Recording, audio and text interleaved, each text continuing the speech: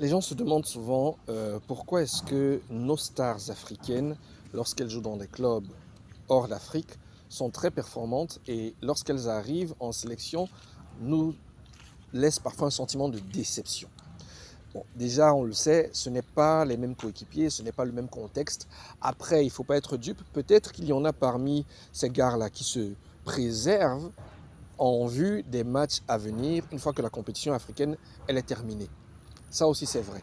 Mais je veux dire qu'il y a aussi autre chose qui m'intéresse ou alors qui m'interpelle, c'est la conséquence de ce que j'appelle le football mathématique, du football école, du football très très studieux, très professionnel, qui, pour moi, a un peu tué le génie africain.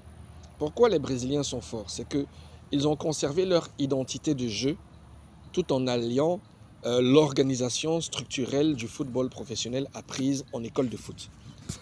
Les Européens, eux, ils ont toujours été très foot scolaire et les écoles de foot, justement, lorsqu'elles sont arrivées en Afrique, elles nous ont donné l'opportunité d'être davantage professionnels, de mieux connaître les contours dans le fond et dans la forme du football, mais je me dis qu'elles ont aussi peut-être tué notre génie. Moi, j'ai déjà assisté à des scènes incroyables où un jeune pétri de talent qui vient de commencer dans une école de foot et qui s'autorise un dribble à l'entraînement est sanctionné vertement par son coach.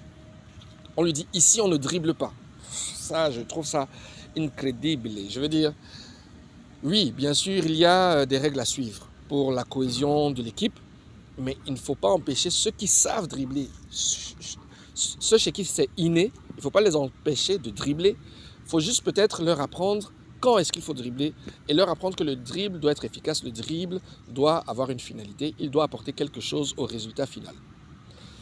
Les stars qu'on adule, le mot est peut-être fort, en tout cas les stars, les superstars aujourd'hui, Cristiano Ronaldo, Lionel Messi, et avant eux tous les autres, les Zidane, les Maradona, les Pelé, les Roger Mila, et que sais-je encore, les Eto'o, Drogba, Sadio Mané, Salah, ces gars-là sont des stars, voire des superstars, parce que, outre la vista, outre le positionnement, outre la vitesse, le physique, l'endurance, il y a le talent inné de savoir dribbler, de savoir remporter un contre un, voire même un contre plusieurs, et effacer le gardien face au but.